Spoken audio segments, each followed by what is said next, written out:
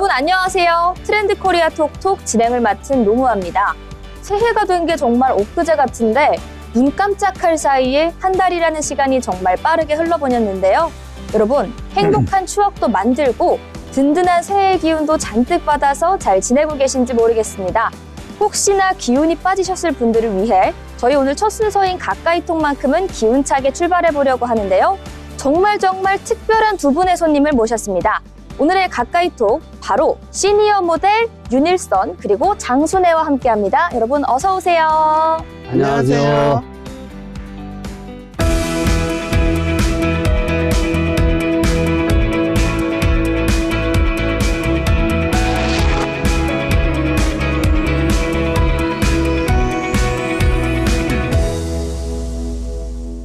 네, 여러분 시니어 모델 두 분과 함께하는 오늘의 첫 번째 특별한 가까이톡 시간입니다.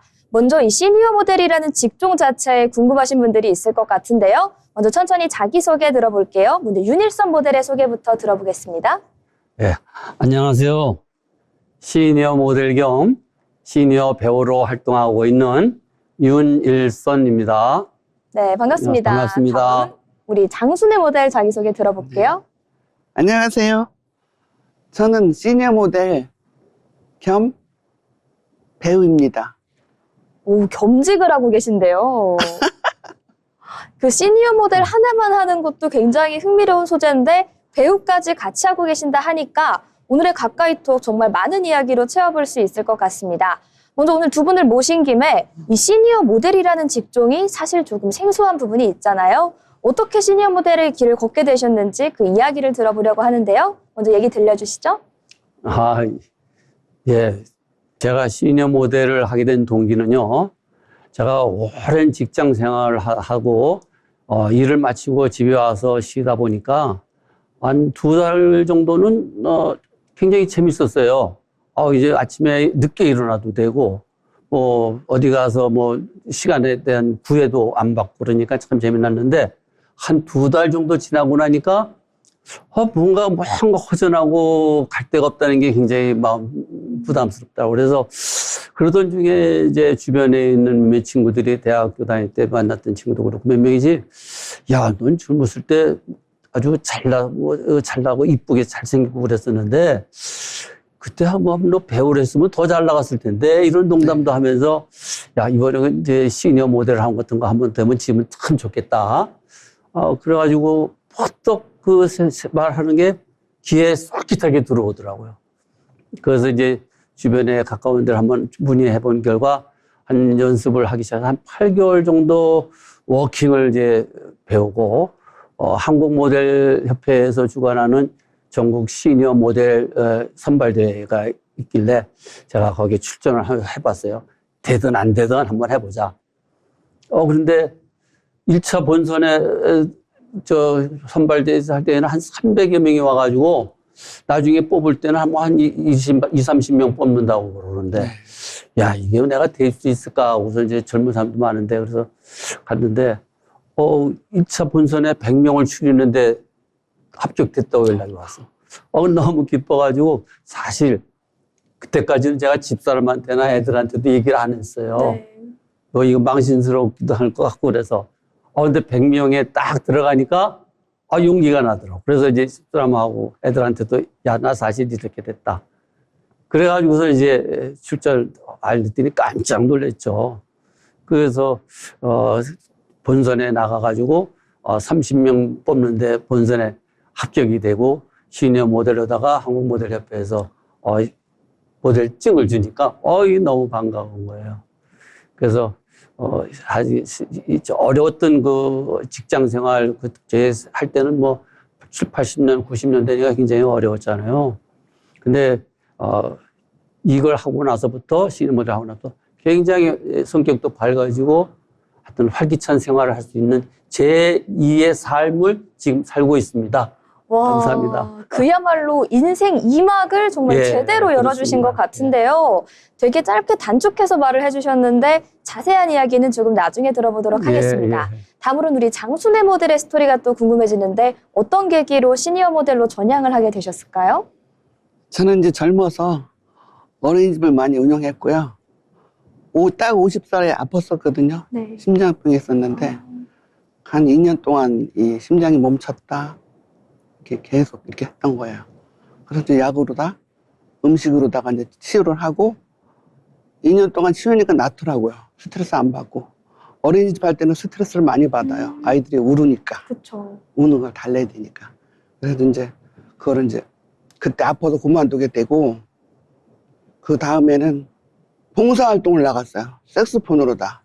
맛있는 거 이제 봉다리 싸가지고 저기 뭐 노인정에 뭐 30명에 따르면 30개 싸가지고 이제 가서 색소폰으로 연주도 해주고 할아버지 할머니들 이제 한 사람 한 사람씩 노래도 또 시켜드리고 그래서 너무 보람 있는 생활을 많이 했어요. 그리고 나서 이제 시니어 배우 되고 싶어서 혼자 설거지를 하다가 제가 1인 3역을 하는 거예요. 그래서 내가 지금 뭐 하는 거지? 내가 연기를 하고 있구나. 그래서 깜짝 놀라가지고 안 되겠다 싶어서 내가 빨리 연기학원을 달려갔죠. 그래서 접수를 하다 보니까 이제 연기학원을 다니게 돼서 너무 재미있고 신기하기도 하고 평생 해보지도 못한 연기 공부를 해봤고 그리고 또 자신감도 생기고 또 성취감도 생기더라고요. 그래서 지금 너무 행복하게 건강하게 잘 살고 있습니다. 배우 역할을 하면서. 네. 중간에 아프셨다는 얘기를 들어서 너무 마음이 아팠었는데 다행히 지금 쾌차하시고 행복한 배우 생활 그리고 모델 생활을 이어나가고 계신다고 합니다. 두 분 다 정말 가지각색의 눈물 없인 들을 수 없는 감동적인 스토리를 들려주셨는데요. 더 좀 자세한 이야기 이제 차차히 알아가 보도록 하겠습니다. 아까 윤일선 모델 같은 경우에는 제가 잠깐 얘기를 나눴었는데 모델을 하기 전에 굉장히 특이한 이력이 있으시더라고요. 지금 살짝 공개해 주실 수 있나요? 예. 제가 모델을 하기 전에 오랜 세월을 아까 직장 생활을 했다고 그랬는데 참 힘든 생활을 했습니다. 뭐냐면 내가 하는 일을 어디 가서 얘기를 할 수 없는 그런 젊은 시절을 지냈어요. 바로 제가 방산업에 종사했기 때문입니다. 대학 나와서 이제 졸업하고 나서 아로 취재가 9기로 전방에 나가서 소대장 생활을 마치고 네. 들어와가지고선 어디 가서 취직을 해야 되겠다 싶어서 여기저기 쫓아다니다가 첫 발을 디딘 데가 대한민국 방산의 최원조인 국방과학연구소라는 데에 입사를 하게 됐습니다. 거기 입사를 해서 처음에 듣는 소리가 야, 넌 네가 여기서 하는 일 집에 가서도 절대 얘기하지 마. 절대 얘기하면은 그 보안에 걸리니까 넌 안 된다. 이런 옆좌석 사람하고도 얘기하지 말고 집에 가서도 얘기하지 말래. 난 직장에 취직해 가지고서는 집에 가서 자랑도 하고 싶은데 너 뭐 가서 뭐 한다는 얘기를 못 하게 하는 거예요. 그만큼 그 시절은 박정희 대통령 계실 때 세워진 연구소입니다. 1970년도에 우리나라 방산업이 처음으로 시작이 됐습니다. 근데 제가 1974년도에 들어갔으니까 좀 초창이죠. 그래서 거기서 첫 직장에서 제가 2010년까지 약 38년간을 연구소에 다니면서 만 60대 정년 퇴직을 했습니다. 그러고 나서는 다른 우리나라 방산업체가 여러 군데 많지만 제가 다루었던 게 사실은 참 이거 얘기해도 될까요? 제가 미사일 개발을 주로 해왔습니다. 우리나라의 미사일 현재 현존하는 미사일에는 제 손때가 사실 안 묻은 게 없다 싶을 정도로 그 담당을 해왔습니다. 그래서 그러고 나니까 이제 제대하고 나서 정년 퇴직하고 나서도 몇 개 대기업 방산업체에서 와서 자기 회사에 와서 좀 고문으로 지도 좀 해달라고 그래가지고 서너 개 회사 해서 한 3년 또는 5년 또 한 4년 이렇게 한 10여 년간을 또 고문으로다가 기술 지도하러 회사 직장을 다니면서 2022년도에 제 모든 일을 마쳤어요. 그래서 아까 제가 오랜 직장 생활을 하고 있다는 게 2022년에 제 나이가 몇 살입니까? 여기서 말씀을 못 드리겠네요. 그렇게 오랜 직장 생활을 한 네. 끝에 정말 그러면 2022년도를 전후로 예. 인생이 완전히 인생이 이제 달라지셨네요. 바뀐 거죠. 그래서 이제 그때부터 아까도 말씀드렸지만 내 인생을 어떻게 살면은 재미있게 살 수 있을까 한 게 이제 시니어 모델 새로운 삶 제2 아까 말씀하셨죠 제2의 네. 삶 맞습니다. 제2의 삶을 지금 아주 기쁘게 잘 살고 있습니다. 예. 정말 그 전에는 오히려 방산, 미사일이라는 은밀한 업계에 있으면서 정체도 제대로 드러내질 못하셨는데 이제는 시니어 모델로 황송하시면서 이렇게 많은 카메라의 주목도 받고 예. 계시니 정말 그 삶이 180도 달라졌다 이렇게 볼 수 있을 것 같은데요. 그렇다면 우리 장순애 모델의 경우도 궁금합니다. 예전에 어린이집을 경영했을 때와 지금 시니어 모델을 했을 때 좀 삶에 어떤 차이점이 있을까요? 이제 그때 어린이집을 할 때는 그냥 몸을 많이 썼잖아요. 많이 운동도 하고 많이 썼기 때문에 이런 뭐 팔다리 같은 데도 좀 아프고 쑤시기도 하고. 근데 지금은 이제 그런 게 없고 너무 이제 정적이고 공부만 하고 이제 이런 것만 하니까 또 정신적으로 약간 피곤은 하지만 또 이 공부하는 자체가 너무 재미있어요. 그래서 뭐 힘 안 드는 일은 없겠죠. 그렇지만 이 연기하는 거는 저한테 딱 맞는다고 생각해요, 지금. 그래서 연기 공부를 지금 열심히 하고 있습니다. 연기가 단순히 몸으로, 감정으로 하는 게 아니라 공부가 또 필요한 영역이라는 게 새로운 것 같은데 어떤 공부가 필요한가요?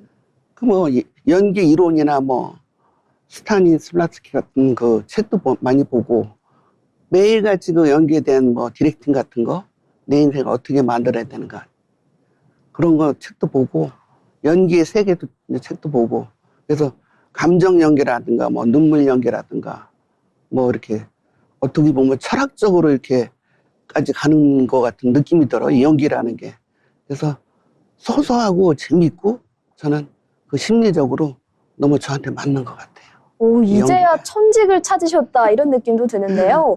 예전에 어린이집 원장님으로 계실 경우에는 주로 아이들에게 가르침을 주는 입장이셨다면 이제는 완전히 새로운 연기라는 분야를 쏙쏙 흡수하고 계시는 그 프레임의 전환이 굉장히 즐겁게 느껴지실 것 같습니다. 네. 그렇다면 두 분께 질문드리고 싶은 게 모델 활동을 하면서 가장 인상 깊었던 경험이나 에피소드 있으실까요? 예, 하나 있습니다.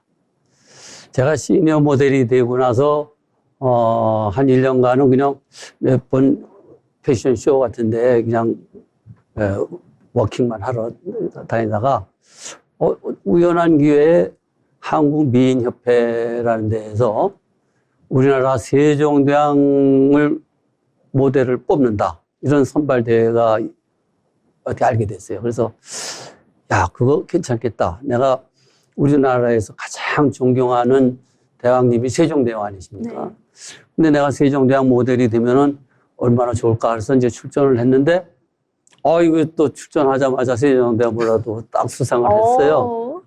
그래서, 수상이 된 다음부터는 이제 우리나라의 존경받는 세종대왕 모델을 하면서 세종대왕에 대한 홍보 활동도 할 수 있다는 그런 자부심도 갖게 됐고, 그래서 이제 참 했는데, 제가 그 선발대회에서 하게 되면 이제 뭐 또 하고 그러지 않습니까? 그때 MK 신문사라는 그 데서 한 기자분이 저를 워킹하는데 순간적으로 사진을 촬영을 한 모양이에요. 그래가지고 이제 선발대회가 끝나고 나서 어떻게 하다가 이제 인터뷰 찾아보니까 제목이 세종대왕 선발대회에 나온 분 중에서 가장 근엄한 한복 자태 이런 이제 타이틀 가지고 이 사진하고 제 기사를 썼습니다. 한번 보여드릴까요? 이게 이제 제가 너무 멋있으신데요? 세종대왕 모델로 선발대회 출전했을 때 입었던 것입니다. 멋있네요. 그래서 가장 이런 신문 기사를 딱 보고 나니까 너무 그 기사가 나한테는 너무나 감사하기도 하고 꿈에도 생각도 못했던 기사인데 그래서 시니어 모델 된 이후에 세종대왕 모델 수상되고 그다음에 신문 기사에 나오면서 가장 근엄한 한복 자태라는 표절 사진까지 하니까 너무나 기뻤습니다. 그래서 이게 참 기억에 남습니다. 어떻게 보면 되게 가벼운 마음으로 출전하신 대회인데 그렇죠. 예. 세종대왕이라는 칭호도 얻으시고 이렇게 멋진 네. 사진도 얻으셨으니 정말 최고의 한 수였다 이렇게 볼 수 있을 것 같은데요. 맞습니다. 궁금한 게 또 개인기도 갖고 있다고 하셨거든요. 개인기는 제가 이 나이에 이런 얘기 하면은 에이 할지도 모르겠는데 제가 만능 스포츠맨이에요. 3, 40대는 제가 볼링 선수도 했고 또 4, 50대는 테니스를 굉장히 열심히 많이 쳤고 60대에 들어가서 제가 골프를 배워가지고 직장 내 골프 모임에서 최우수 VIP상도 받고 그래서 만능 스포츠맨으로서 활동을 하면서 하여튼 장남아 친구들끼리 난 동그란 것만 갖고 노는 거는 못하는 게 없어.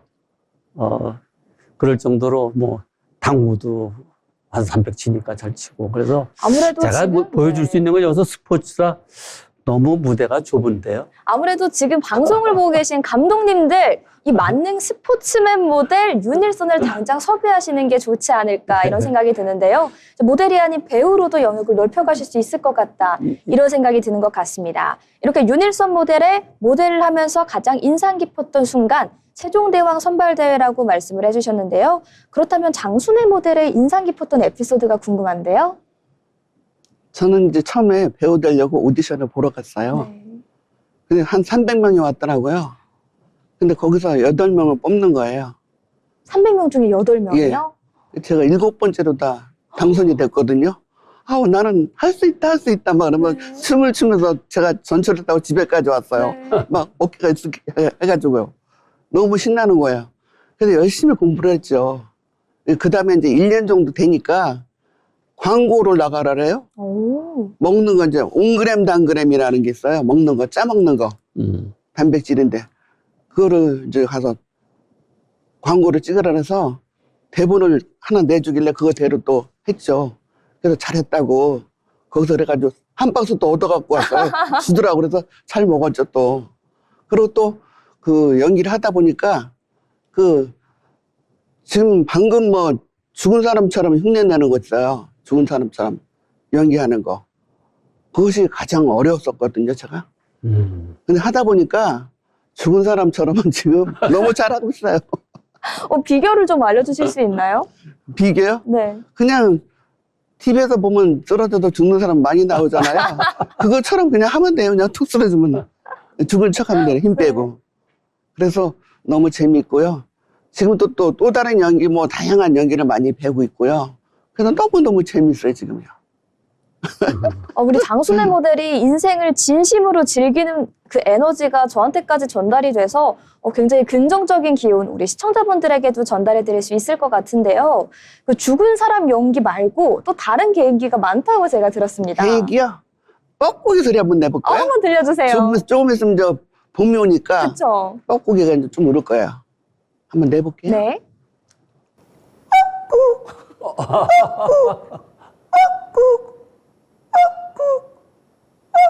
박수 치겠습니다.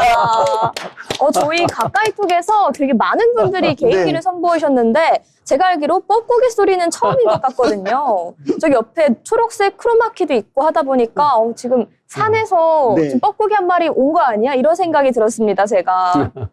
그래서 저는 그런데? 산에 가서 뻐꾸기 소리를 많이 듣고 새소리도 많이 듣고 자연과 많이 접하고 있어요, 가끔은. 똑같으네요. 연기 생활하는데 많이 도움이 되더라고요. 이게 아무래도 앞으로도 다양한 경험이 있으신 분들이니까 이 다양한 경험과 연륜을 가까이톡 이 시간을 제대로 활용을 해주시는 것 같다 이런 생각이 드는데요. 궁금한 게 이제 앞으로의 계획을 또 두 분이 갖고 계실 것 같습니다. 윤일선 모델의 앞으로의 계획도 한번 들어볼게요. 예, 굉장히 중요한 내용이죠.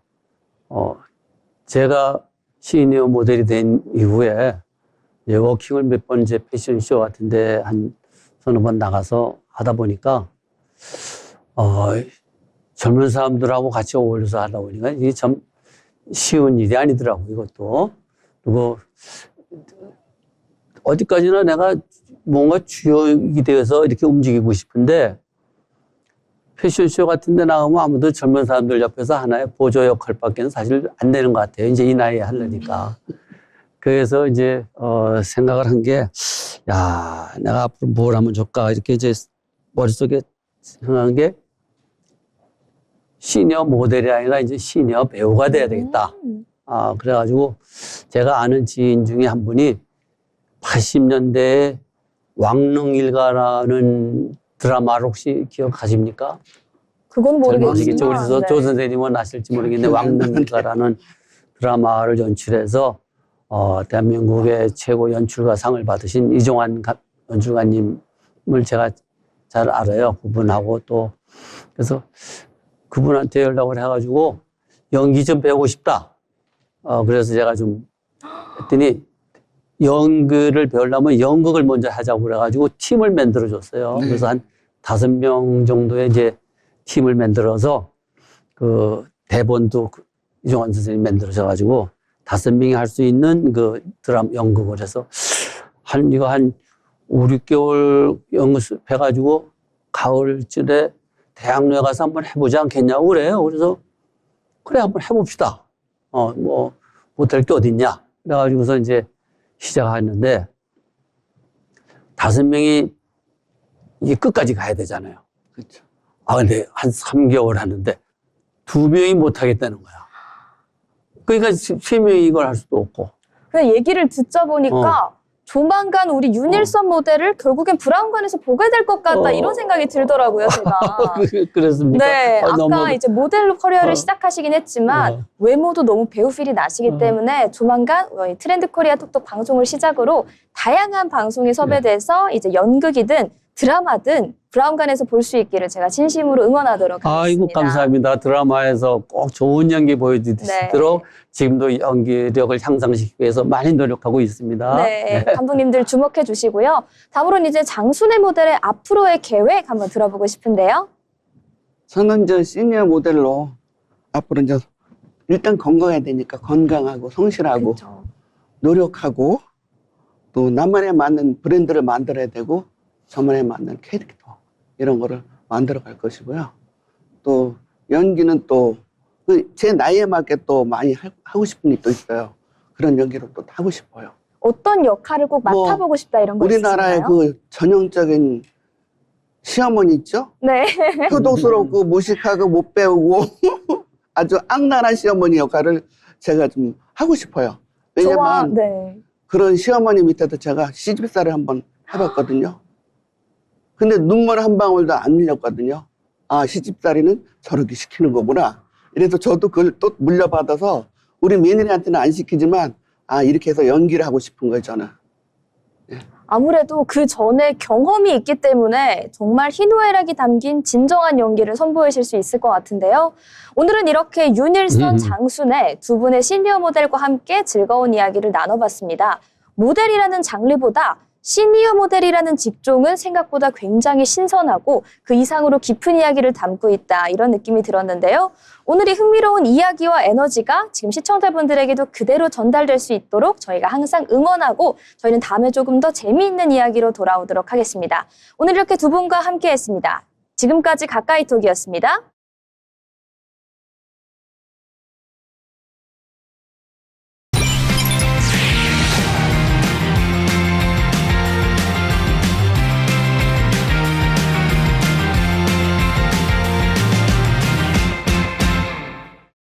이번 시간은 한 주간의 경제 이슈를 한눈에 정리하는 편지의 기자의 경제톡톡 시간입니다. 이번에도 역시 편지의 기자와 함께합니다. 어서 오세요. 네, 안녕하세요.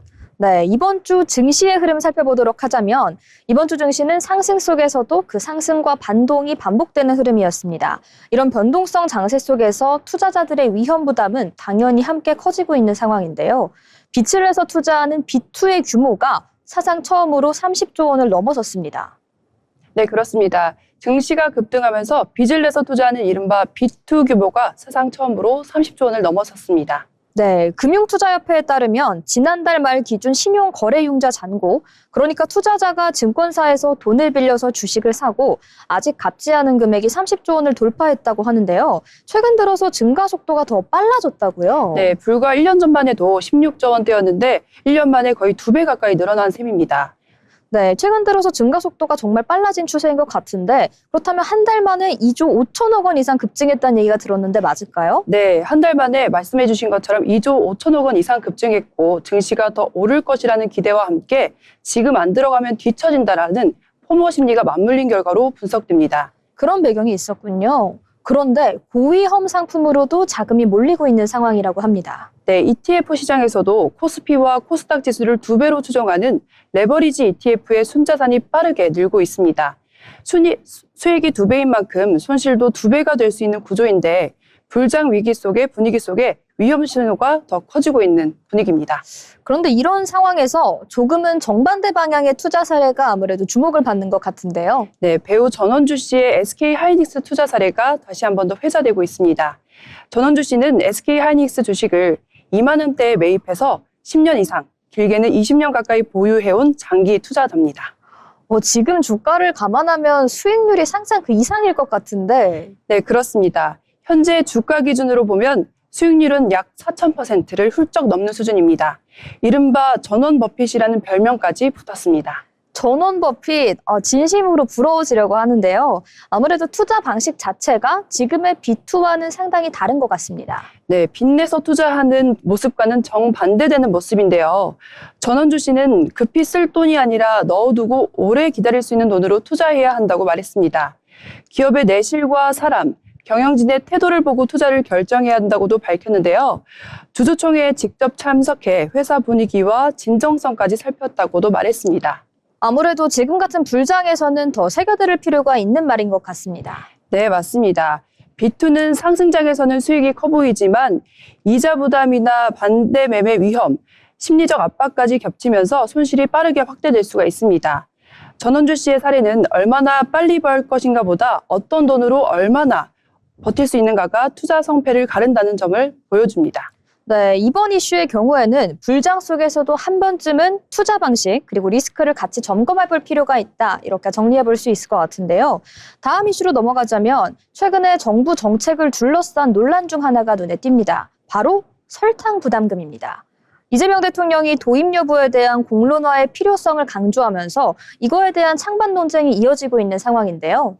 네, 설탕 부담금은 비만과 당뇨병 같은 만성 질환을 줄이기 위해 설탕이 들어간 음료나 가공식품에 부담금과 세금을 부과하는 제도입니다. 담배나 술처럼 건강에 해로운 소비를 줄이겠다는 취지입니다.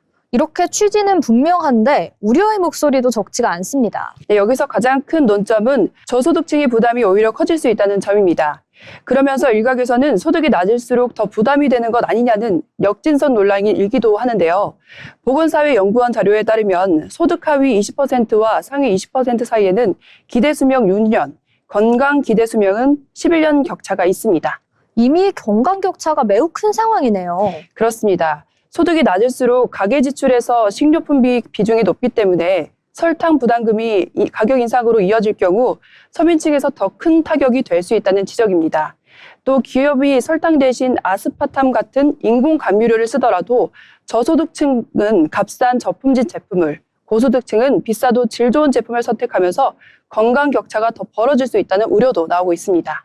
네, 이에 반대 의견도 만만치는 않은 것 같습니다. 네, 서울대 건강문화사업단은 이 제도가 소비자가 아니라 제조 단계에 부담을 주는 방식이라는 점을 강조하기도 했습니다. 기업이 부담금을 피하기 위해 설탕 함량 자체를 낮추면 소비자는 가격 인상 없이 더 건강한 제품을 먹게 돼 역진성 문제가 발생하지 않는다는 주장입니다. 오히려 저소득층에게는 도움이 된다는 논리군요. 네, 맞습니다. 건강문화사업단은 값싼 설탕 음료에 가장 많이 노출되어 있기 때문에 건강을 잃는 계층 역시 저소득층이라며 설탕 부담금이 건강 불평등을 완화하는 수단이 될 수 있다고도 설명했습니다. 또 부담금으로 확보한 재원을 저소득층 건강활동 지원, 당 함량이 낮은 식품 구매, 운동에 쓸 수 있는 건강 포인트 지급이나 의료비로 활용 가능한 건강연금 형태로 환원하자는 방안도 제시하기도 했습니다. 그렇다면 정부의 입장은 어떨까요? 네, 보건복지부는 아직은 논의가 더 필요한 단계라며 신중한 입장을 유지하고 있습니다. 결국 핵심은 이렇게 요약할 수 있을 것 같습니다. 건강을 위한 부담금이 누구에게 부담이 되고 누구에게 혜택이 돌아가느냐. 네, 설탕 부담금은 건강 정책이자 동시에 분배와 형평의 문제이기도 합니다. 그래서 정부가 말한 것처럼 사회적 토론이 필요한 사안으로 보이기도 합니다. 네, 두 번째 경제톡톡, 설탕 논란을 둘러싼 정책 논쟁의 핵심을 짚어봤는데요. 다음에도 좀 흥미로운 이슈가 준비되어 있습니다. 요즘 동네 커뮤니티를 보면 조금 낯선 모임들의 눈에 띄는데요. 햄버거도 치킨도 아닌 이른바 감자튀김만 먹는 감튀 모임입니다. 이게 단순한 유행인지 아니면 새로운 생활 습관의 일종인지 한번 체크해보면 좋을 것 같은데요. 네, 최근 MZ세대를 중심으로 감자튀김을 함께 먹는 감튀 모임이 적극적으로 확산되고 있습니다. 지역생활 커뮤니티 당근에는 서울 강남을 비롯해 부산, 대구, 인천, 경기, 충청, 전북 등 전국 곳곳에서 운영 중인 감튀 모임이 확인되고 있습니다. 일부 모임은 가입자 수가 500명을 넘었고 하루에 900명 이상이 참석 버튼을 누른 사례도 있습니다. 하루에 900명이요? 아니 도대체 이 모임은 어떤 모임일까요? 네, 말 그대로입니다. 동네 패스트푸드점에 모여서 햄버거는 주문하지 않고 감자튀김만 잔뜩 시켜 함께 나눠 먹는 모임입니다. 소개글도 아주 단순한데요. 감튀 좋아하는 사람들의 모임, 감자튀김만 먹을 뿐 구합니다. 이 정도가 전부였습니다. 특별한 규칙도 친목 활동도 없었습니다. 그런데 이 유행이 한국에서 처음 시작된 건 아니라고 합니다. 네, 맞습니다. 출발점은 일본이었습니다. 일본의 한 온라인 커뮤니티에 패스트푸드점에 모여 감자튀김만 쌓아두고 먹는 사진이 올라오면서 화제가 되기도 했었고 이후 이 모임이 실제로 10년 넘게 이어지고 있다는 게시물까지 더해지면서 하나의 놀이문화처럼 확산됐습니다. 이 흐름이 국내 온라인 커뮤니티로 넘어왔고 당근 같은 지역 플랫폼을 통해 오프라인 모임으로 자리 잡은 겁니다. 네, 이와 비슷한 방식의 다른 모임들도 증가하는 추세라고 하는데요. 네, 최근에는 경도 모임이라고 불리는 그러니까 경찰과 도둑으로 나뉘어서 추격전을 하는 놀이 모임도 동네 커뮤니티를 중심으로 확산되고 있습니다. 이들의 모임의 공통점은 복잡한 목적이 없다는 겁니다. 친목도 성과도 관계 설정도 없었습니다. 그렇다면 이걸 어떻게 봐야 될까요? 전문가들은 이런 현상을 부담 없는 만남에 대한 수요로 해석하고 있습니다. 깊은 관계를 만들지 않아도 되고 돈이나 시간 부담도 크지 않은 아주 단순한 만남이라는 점에서 요즘 세대들의 생활 리듬이 반영된 모습이라고 보고 있습니다. 네, 아무것도 약속하지 않는 만남, 그래서 더더욱 부담이 없는 즐거운 시간, 이 같은 생활 세태가 요즘 세대가 관계를 대하는 방식을 보여주고 있는 것 같다 이런 생각이 드는데요. 이렇게 오늘의 마지막 톡톡까지 살펴봤습니다. 여러 가지 경제 이슈가 있었던 만큼 혼란스러울 수도 있겠지만 저희가 언제나 한 주간의 중요한 경제 소식을 다양한 사회적 배경과 더불어서 설명드리고 있으니까요. 다음 시간에도 꾸준히 이어서 함께해 주시면 좋을 것 같습니다. 지금까지 편지의 기자와 함께한 편지의 기자의 경제톡톡이었습니다.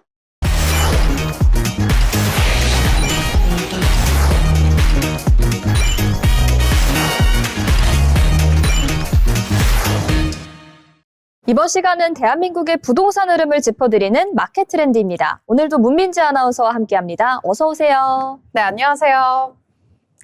네, 오늘은 집을 고를 때 가장 많이들 고민하는 기준이죠. 집의 방향, 남향에 대한 기준을 말씀드려 보도록 하겠습니다.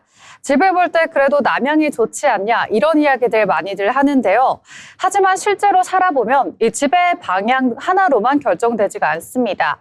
그래서 오늘은 방향보다 더 중요해진 기준을 실거주 관점에서 짚어보도록 하겠습니다. 그래도 남향이 좋지 않나? 제가 항상 하는 생각인데요. 사람들이 남향이 좋다고 느끼는 그 이유는 무엇일까요? 네, 이유가 분명히 있습니다. 아무래도 햇빛이 그동안 비교적으로 고르게 들어오고요. 그리고 겨울에는 따뜻하고 그리고 실내가 밝게 느껴지기 때문인데요. 특히 채광은 생활 전반적으로 이 쾌적도를 좌우하는 중요한 요소가 되기도 합니다. 네, 그런데 요즘에는 그 집을 선택하는 기준이 달라졌다 이런 말씀이시겠죠? 네, 맞습니다. 아무래도 요즘에 집에 머무르는 시간이 각자 늘어나고 있는 추세죠. 그렇다 보니까 하루 종일 공간이 어떻게 느껴지는지가 더욱더 중요해졌습니다. 그래서 최근에는 방향보다 채광의 질, 그리고 통풍의 구조라든지 창의 위치 같은 요소들을 함께 보는 흐름이 강해졌습니다. 그렇다면 채광보다는 방향이 더 중요하다 이렇게 볼 수 있겠네요. 네, 그렇습니다. 아무래도 이 같은 남향이라고 하더라도 앞동과의 거리나 그리고 창의 크기라든지 실제 밝기는 너무나도 크게 달라집니다. 반대로 남향이 아니다라고 하더라도 창이 넓고 막힘이 없는 집은 하루 종일 충분히 밝게 느껴질 수가 있겠죠.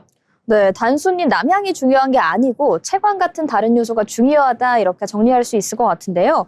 당연히 통풍도 무시할 수 없는 요소일 것 같습니다. 네, 그렇습니다. 실제로 살아보면요.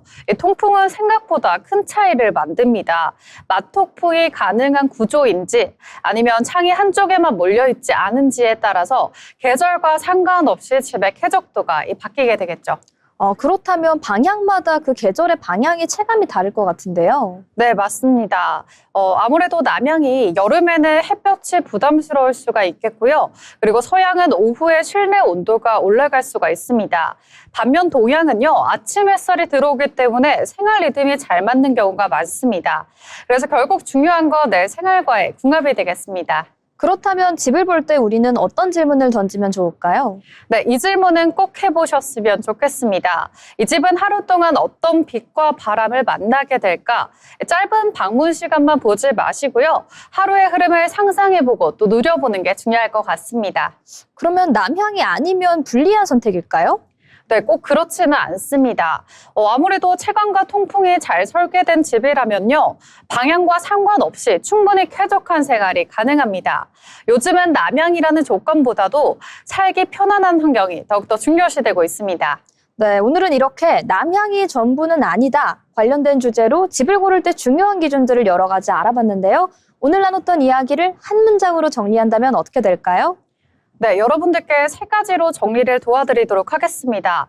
먼저 첫 번째로는 채광이 충분한지, 그리고 두 번째로는 통풍이 이제 불편함이 없는지, 그리고 세 번째로는 계절에 대한 불편감이 없는지, 이 모든 것들을 아울러 봤을 때 우리가 이 기준만 충족된다면 더 이상 방향에 대한, 이 남향에 대한 고민은 줄어들 수가 있겠습니다. 결국 남향은 전부가 아니다 이런 말에 대한 대답이 오늘 충분히 된 것 같습니다. 네, 그렇습니다. 집의 가치는 어느 쪽을 향하고 있냐보다 내가 집에서 얼마나 편하게 누리느냐 그런 것들이 훨씬 더 중요합니다. 그래서 남향이 중요한 게 아니라 내 생활에 맞느냐 그런 것들을 보시면 될 것 같습니다. 네, 이렇게 남향이 중요한 게 아니고 결국에는 채광과 통풍 그리고 계절별 불편함이 가장 중요하다 이런 얘기를 해보았는데요. 그렇다면 오늘 만족도에 관련된 얘기를 정리해본다면 어떻게 될까요? 네, 집의 만족도는 방향이 아닌 빛과 바람에 따라서 결정될 것 같습니다.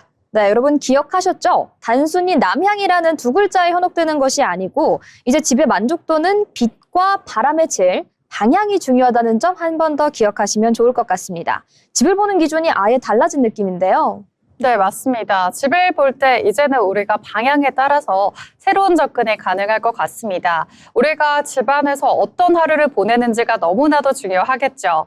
그래서 남향이라는 단어보다도요, 우리가 그 공간에서 얼마나 편안함과 안락함을 누릴 수가 있는지 그 일상을 떠올려 본다면 내 집 선택하는 데 훨씬 더 쉽게 선택하실 수가 있을 겁니다. 네, 오늘은 이렇게 집의 방향 그리고 방향보다 중요한 그 기준에 대해서 알아보는 시간 가졌습니다. 저희는 다음 시간에도 여러분의 부동산 선택에 도움이 되는 알찬 이야기로 돌아오도록 하겠습니다. 지금까지 문민지 아나운서와 함께한 마켓 트렌드였습니다.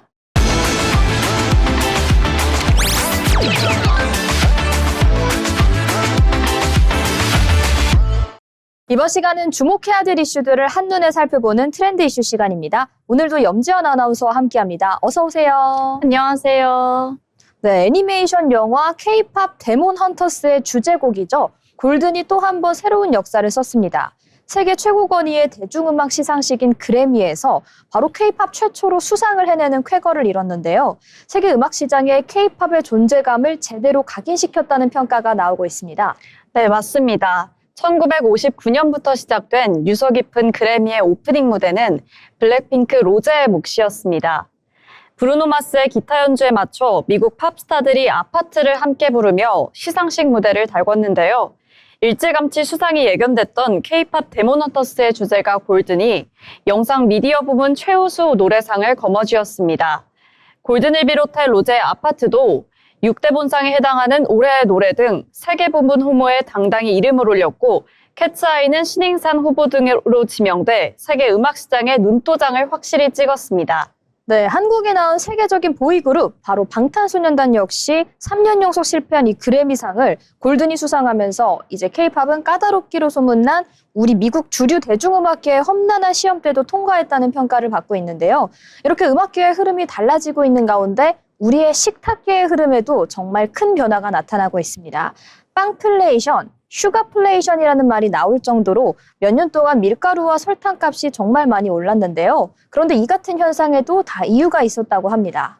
네, 대한제분과 CJ제일제당, 사조동아원 등 세계 기업이 전체 밀가루 시장의 75%를 차지하고 있습니다.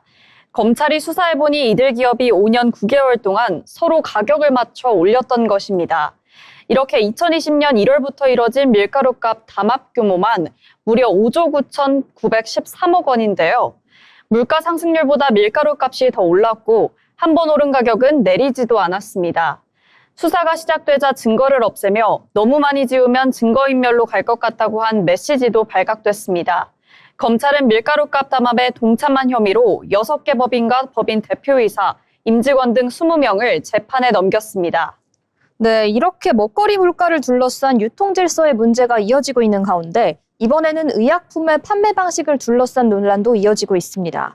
약을 대량으로 들여와서 저렴하게 파는 창고형 약국 들어보셨나요? 이 같은 방식이 이제 서울에도 들어섰는데 지연 아나운서와 함께 자세한 소식 알아보도록 하겠습니다. 네, 창고형 약국에는 처방 없이도 구입할 수 있는 일반 의약품뿐만 아니라 진단과 처방이 필요한 전문의약품 조제실도 있습니다. 일반 의약품만 판매하는 1호점과는 달리 전문의약품까지 취급하는 겁니다. 창고형 약국 측은 다른 창고형 약국에서 문제가 됐던 감기약 대량 구입을 막아놨고 약사 여러 명이 복약 지도를 하고 있어 의약품 오남용을 걱정하지 않아도 된다는 입장입니다. 하지만 약사계의 시선은 여전히 곱지 않습니다. 네, 여러 가지 문제가 중첩되어 있는 사안인 만큼 여러 가지 논란도 이어지고 있는데요. 이렇게 의약품 판매를 둘러싼 논란 속에서도 치료의 새로운 가능성을 찾는 연구는 지속되고 있습니다. 본인 혹은 가족이 대해서 위암 사기라는 진단 앞에서 더 이상의 방법은 없을까? 이런 고민 한두 번씩 해보셨을 것 같은데요. 암이 다른 상태로 전이된 상태라고 해도 전혀 포기할 만한 상태는 아니라고 합니다. 증상 완화를 위한 위절제술, 이어지는 항암 치료로 생존율을 높일 수 있다는 정말 즐거운 연구 결과가 나왔습니다. 네, 맞습니다. 아주대병원 등 국내 병원 5곳에서 위암 4기 환자 980여 명을 분석한 결과 일부 전이가 있더라도 위절제술을 받은 환자는 그렇지 않은 환자보다 5년 생존율이 10% 더 높았습니다. 간이나 원격 림프절로 암세포가 전이됐더라도 수술을 받으면 생존율이 8% 높아졌습니다. 수술로 암덩어리의 크기가 줄면서 암세포의 활동성이 낮아지고 이어지는 항암 치료가 더 큰 효과를 거둔 것으로 분석됩니다. 네, 위암 사기라고 해서 곧바로 치료를 포기할 단계는 아니라는 게 의료진의 설명이었는데요. 잔이 정도와 환자 상태에 맞는 치료의 전략을 세운다면 생존의 가능성을 높일 수 있는 만큼 앞으로도 전문의와 충분한 상담을 통해 치료의 방향을 정하는 게 불가피해 보입니다. 오늘도 이렇게 지연 아나운서와 함께 다양한 트렌드 이슈를 짚어봤는데 오늘의 이슈 중에서 가장 내 얘기처럼 다가왔던 그런 이슈가 있을까요?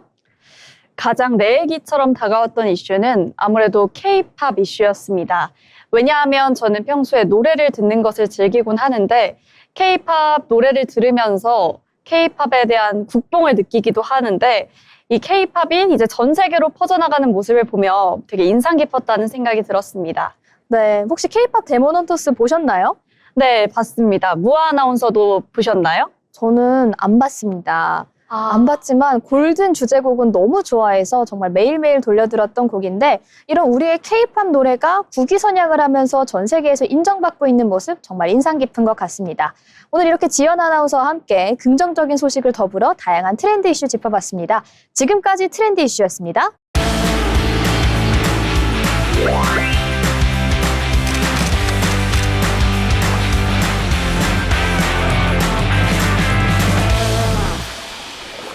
이번 시간은 전국의 축제와 맛집 전시 그리고 핫플레이스를 소개해드리는 어디 갈까 시간입니다. 오늘도 전승현 아나운서와 함께합니다. 어서 오세요. 안녕하세요. 승현 아나운서 오늘은 어디로 떠나볼까요? 네, 이번 달에는 무슨 팝업이 열릴까? 성수동 하면 팝업 스토어가 떠오르는데요.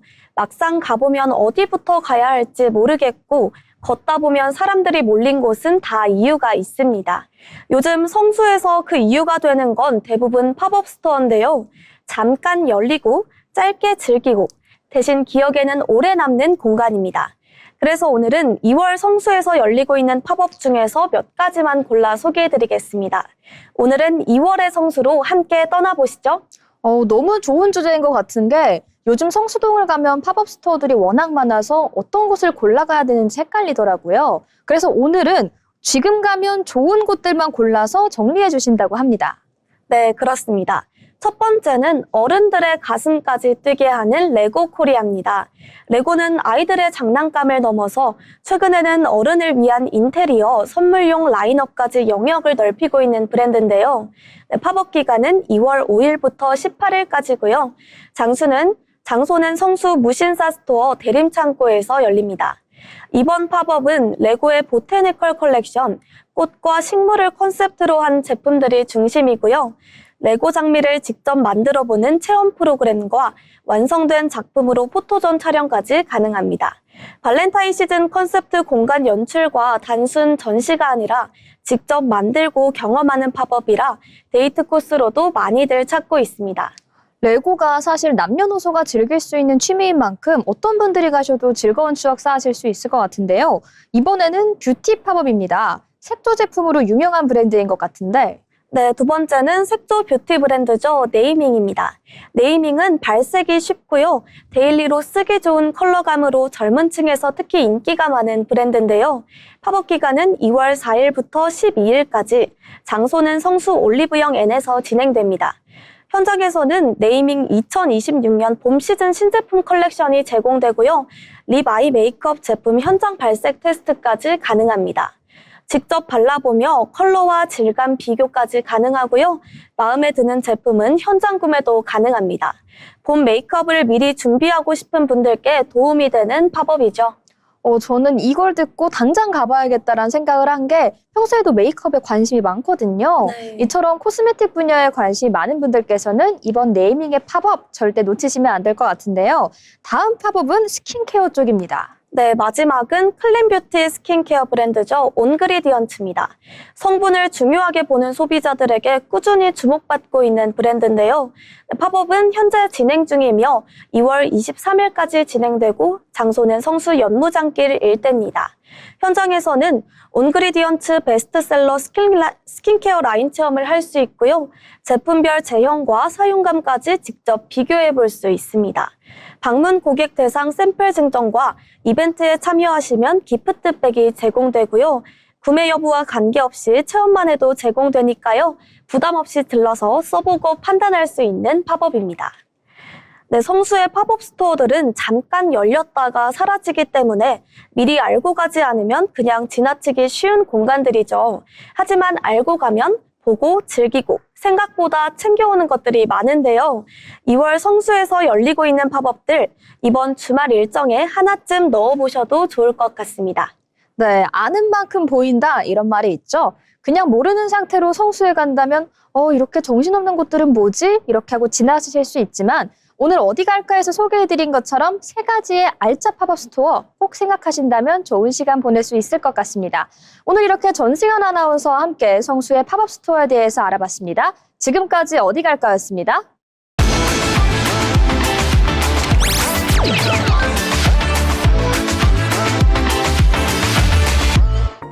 네, 여러분 저희가 오늘 준비한 내용은 여기까지입니다.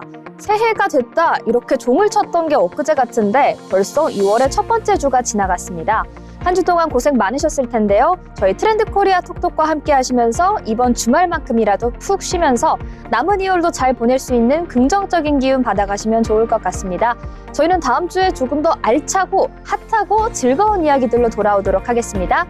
트렌드 코리아 톡톡 오늘 방송은 여기까지입니다. 시청해주신 여러분 고맙습니다.